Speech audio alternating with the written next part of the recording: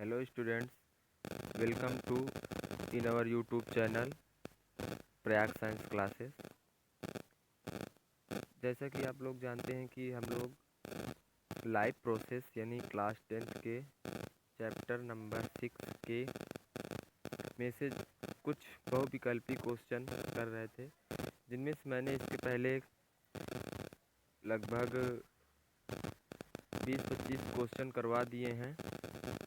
तो जो लोग वो वीडियो ना देखे हों, आप उन्हें देख सकते हैं, पीछे जाकर चैनल में आप उन्हें देख सकते हैं।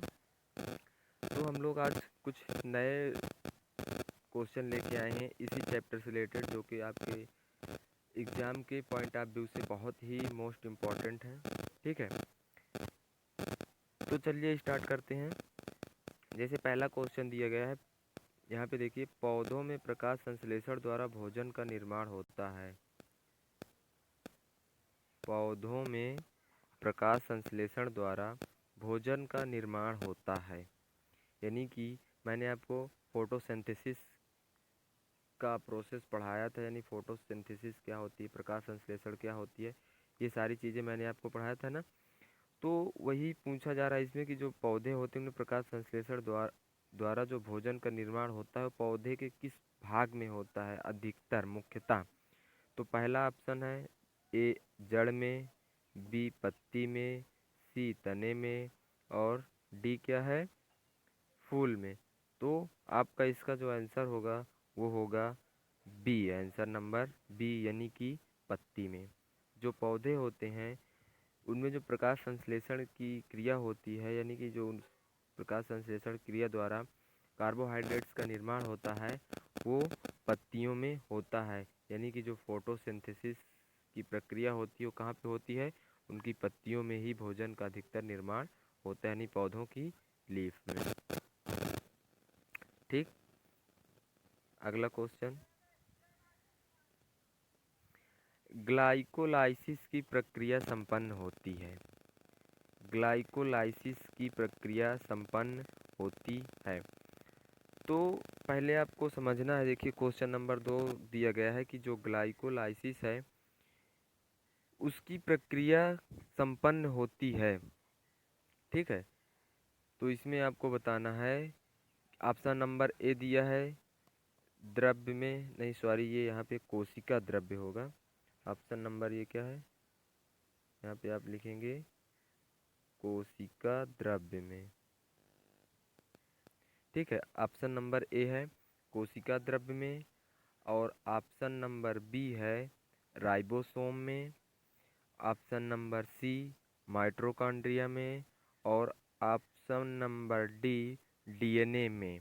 यानी कि आपको बताना है कि ग्लाइकोलाइसिस की जो क्रिया होती है वो कहाँ पे संपन्न होती है।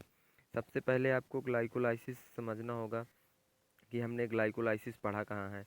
तो मैं आपको इसे पढ़ाया हूँ रिस्पायरेशन में, आप लोग पढ़े होंगे, इसे मैंने पढ़ाया आपको रिस्पायरेशन में, यानी कि श्वसन जब हम लोग पढ़ रहे थे तो श्वसन में मैंने आपको पढ़ाया था, वो भी सेल स्ट्रक्चर में बताया था कि ग्लाइकोलाइसिस की क्रिया कहाँ पे संपन्न होती है, कोशिका द्रव्य में।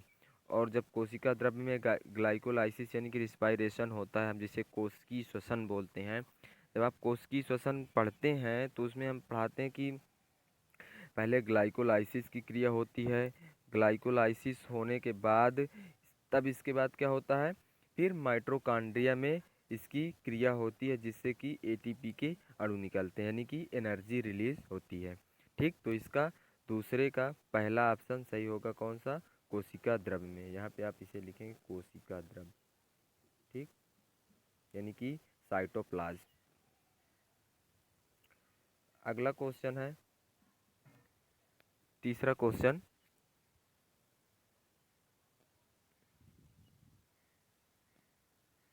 तीसरा क्वेश्चन दिया है, मनुष्य का मुख्य उत्सर्जी अंग है।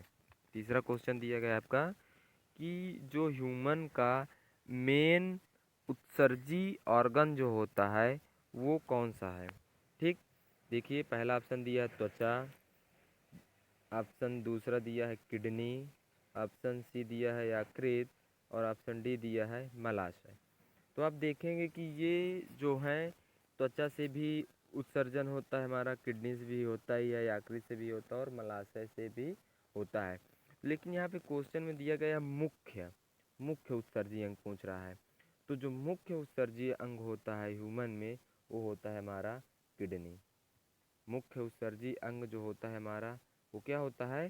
किडनी होता है। ठीक, तो इसका जो ऑप्शन नंबर बी है वो सही होगा। ऑप्शन नंबर बी सही होगा क्वेश्चन नंबर 3 का, यानी कि मनुष्य का जो मुख्य उत्सर्जी अंग है वो क्या है? किडनी है। ठीक, अगला क्वेश्चन देखते हैं। पौधों में जाइलम का कार्य क्या होता है? पौधों में जाइलम का कार्य होता है, यानी आपको बताना है पौधों में जाइलम का कार्य। तो मैंने आपको ये बताया है कि जो पेड़ पौधे होते हैं, यानी प्लांट्स होते हैं, उनमें जो भोजन होता है, हम पढ़ें इसे पर संवहन में कि मनुष्य में संवहन के लिए अनेक प्रकार की वेजल्स यानी कि रुधिर कोशिकाएं पाई जाती हैं। रुधिर कोशिकाएं पाई जाती हैं, बट जो पौधे होते हैं उनमें कुछ इस प्रकार की रुधिर कोशिकाएं ना हो करके उनमें कुछ वैस्कुलर बंडल होते हैं। वैस्कुलर बंडल, उसमें मैंने आपको पढ़ाया था, वैस्कुलर बंडल में बताया था कि जो पौधों में संवहन होता है, पौधों में जो संवहन होता है यानी कि इनमें जो ट्रांसपोर्टेशन होता है वो किसके द्वारा है? वैस्कुलर बंडल के द्वारा। और इसमें मैंने आपको पढ़ाया था, एक होता है जाइलम पढ़ाया होगा और एक मैंने पढ़ाया होगा आपको फ्लोएम। और ये पढ़ाया है मैंने आपको बताया भी है कि जो जाइलम होता है ये जल का परिवहन करता है, जाइलम से जल का परिवहन करता है। और जो फ्लोएम होता है ये फूड का परिवहन करता है। ठीक, जाइलम जल का परिवहन करता है और फ्लोएम जो होता है वो हमारे फूड का परिवहन करता है। तो यहाँ पे क्या पूछ रहा है? पौधों में जाइलम का कार्य बताना है। ऑप्शन हम देखते हैं अब।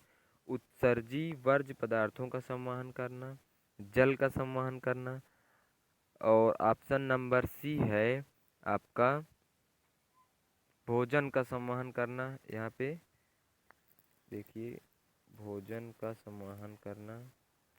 ठीक, फिर ऑप्शन नंबर डी है अमीनो अम्ल का संवहन करना।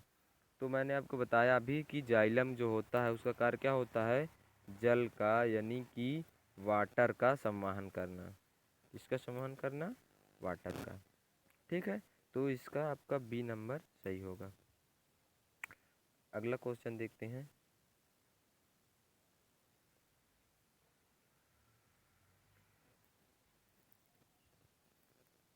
अगला क्वेश्चन यानी कि 5वां क्वेश्चन है, कोशिकीय पराक्रम में ऊर्जा मुद्रा है। कोशिकीय पराक्रम में ऊर्जा मुद्रा है, यानी कि what is the unit of energy. Unit energy यानी कि आप कह सकते हैं what is the energy of unit of cellular process. ठीक, यानी कि जो कोशिकीय पराक्रम होते हैं, कह सकते हैं कि जो सेलुलर एक्टिविटीज़ होती हैं उनमें जो एनर्जी की यूनिट है वो क्या होती है? तो वही आपको बताना है। माइटोकॉन्ड्रिया, पहला है ऑप्शन माइटोकॉन्ड्रिया, दूसरा ऑप्शन है एटीपी और तीसरा ऑप्शन है ग्लूकोज, चौथा ऑप्शन है पायरुवेट। तो जो हमारा कोशिकीय श्वसन होता है उसमें से जो एनर्जी रिलीज होती है वो किस फॉर्म में होती है? एटीपी के रूप में होती है। तो आपका ये आंसर होगा एटीपी। यहाँ पे एक क्वेश्चन आप लोगों से है कि आप सब लोग एटीपी का फुल फॉर्म कमेंट करेंगे मुझे। एटीपी का पूरा नाम क्या होता है कमेंट में ज़रूर बताना है। ठीक, अब अगला क्वेश्चन देखते हैं। पित्त रस का स्राव होता है, यानी कि जो पित्त रस होता है उसका स्राव होता है कहाँ पे, यानी कि कहाँ से होता है वो बताना है आपको। पित्ताशय में, यकृत में, अग्न्याशय में या अमाशय में। देखिए ये क्वेश्चन ध्यान से आपको पढ़ना है। इस क्वेश्चन को बहुत सारे स्टूडेंट्स गलत करते हैं।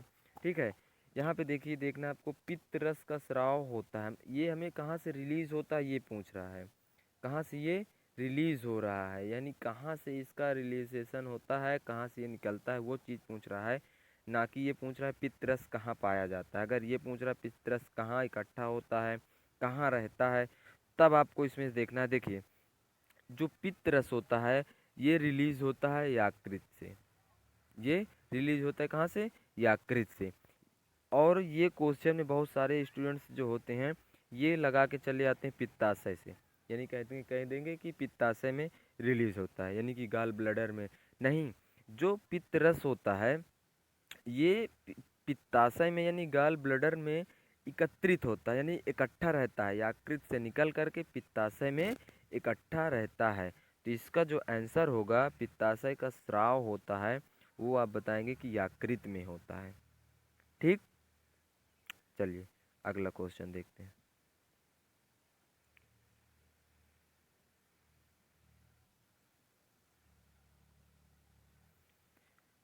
केवल जल में घुलनशील विटामिन होता है। क्वेश्चन नंबर 7 है कि केवल जल में घुलनशील विटामिन होता है।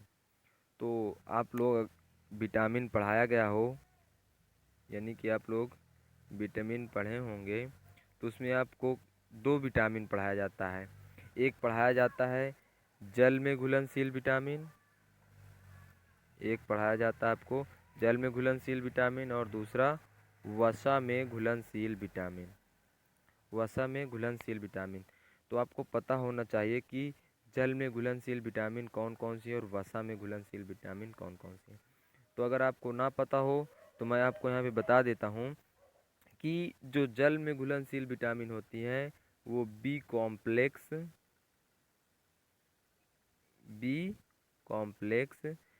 और सी, बी कॉम्प्लेक्स और सी।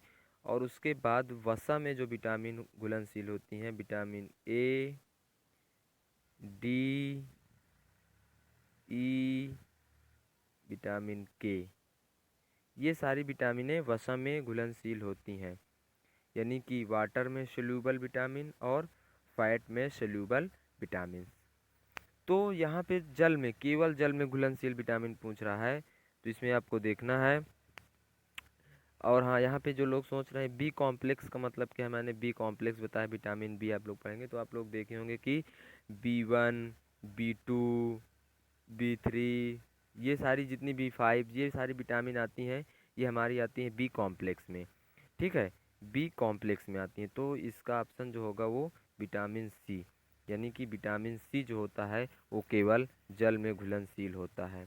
यही हमारा क्वेश्चन है कि केवल जल में घुलनशील विटामिन होता है, तो ये बताना है हमें। ऑप्शन देख लेते हैं। विटामिन ए दिया है, विटामिन बी दिया है, विटामिन के दिया है। तो यानी कि vitamin A, vitamin B, vitamin K, vitamin C. तो इसमें से जो होगा वो विटामिन सी, ये हमारा सही ऑप्शन होगा कि विटामिन सी जो होता है वो केवल जल में घुलनशील होता है। ठीक है, देखिए यहाँ पर एक ऑप्शन मिस्टेक हो गया है टाइप करने में, कि ये विटामिन बी नहीं विटामिन डी होगा यहाँ पे। Vitamin A, vitamin D, vitamin के, क्योंकि विटामिन बी भी जल में घुलनशील होता है। ठीक है, तो यहाँ पर ये गलती टाइप हो गया है, इसके लिए सॉरी। तो यहाँ पे विटामिन बी नहीं विटामिन डी होगा। ठीक, अगला क्वेश्चन देखते हैं। एटीपी तथा एनएडीपी का निर्माण होता है। ठीक है, एटीपी तथा एनएडीपी,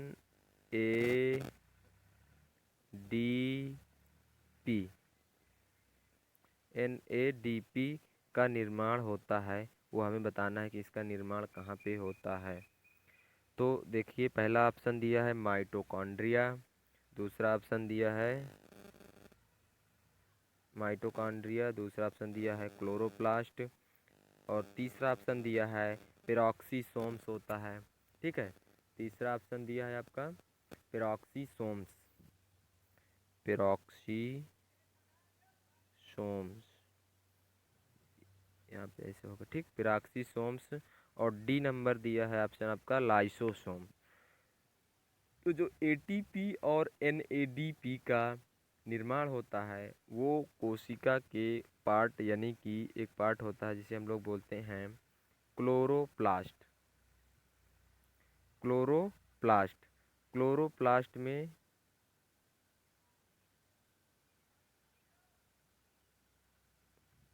सॉरी ये क्वेश्चन आप यहाँ पे छोड़ दीजिए, इसे हम लोग अगला क्वेश्चन देखते हैं। ठीक है, इसमें ऑप्शन मुझे गलत लग रहा है कुछ, ये 8वां नंबर क्वेश्चन छोड़ दीजिए। 8वां नंबर क्वेश्चन छोड़ देते हैं, हम 9वें नंबर देखते हैं क्वेश्चन। केवल न्यूक्लिक अम्ल तथा प्रोटीन के बने होते हैं, यानी कि न्यूक्लिक अम्ल, न्यूक्लिक एसिड एवं प्रोटीन प्रोटीन के बने होते हैं। हमें बताना है कि इसमें से कौन से ऐसे जीवाणु है या क्लोरोप्लास्ट है या विषाणु है या प्रयांश है। यहाँ पे क्या होता है, प्रयांश होता है, प्रयांश, ऐसे प्रयांश।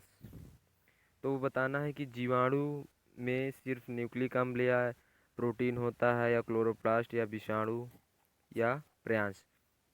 तो जो हमारे विषाणु होते हैं, इसका सी नंबर सही, ऑप्शन नंबर सी विषाणु। देखिए इसमें केवल न्यूक्लिक अम्ल तथा प्रोटीन के ये बने होते हैं। जो विषाणु होते हैं इनमें केवल यानी कि ओनली न्यूक्लिक एसिड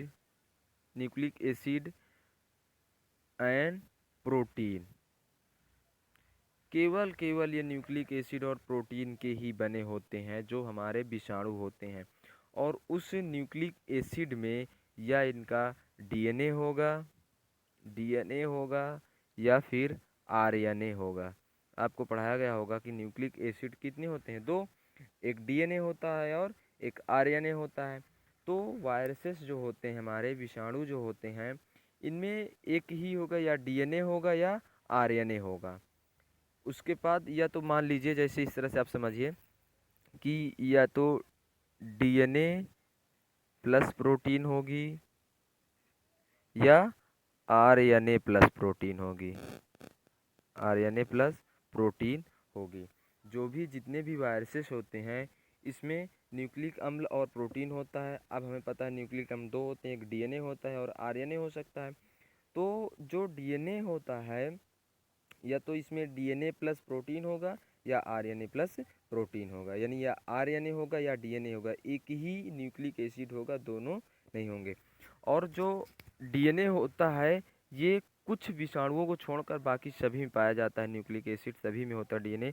लेकिन कुछ प्लांट वायरसेस जो होते हैं, कुछ वायरसेस होते हैं, रिट्रोवायरस हैं, कुछ वायरसों को छोड़ करके सभी में डीएनए होता है। यानी कुछ वायरसेस में, यदि जो वायरसेस होते हैं, हमारे वायरस होते हैं, इनमें आरएनए न्यूक्लिक एसिड की तरह कार्य करता है। ठीक, तो ये क्वेश्चन थे आज के हमारे, कुछ मोस्ट इम्पॉर्टेंट क्वेश्चन थे आपके एग्ज़ाम के पॉइंट ऑफ व्यू से। तो स्टूडेंट्स, ये सारे जितने भी वीडियो मैंने क्वेश्चन से रिलेटेड बनाए हैं, आप लोग इन्हें फिर से रिवीजन कर लीजिए और इन्हें बार बार आप करते रहिए, प्रैक्टिस करते रहिए। ठीक है, तो धन्यवाद। और हम लोग अब अगले वीडियो में जो कि पार्ट हमारा, मैं आपको परिसंचरण तंत्र पढ़ा रहा था, वहाँ पे रुधिर पढ़ा चुका था मैंने। अब मैं आगे उसके बारे में यानी कि हार्ट के बारे में आपको पढ़ाऊँगा। ठीक, धन्यवाद।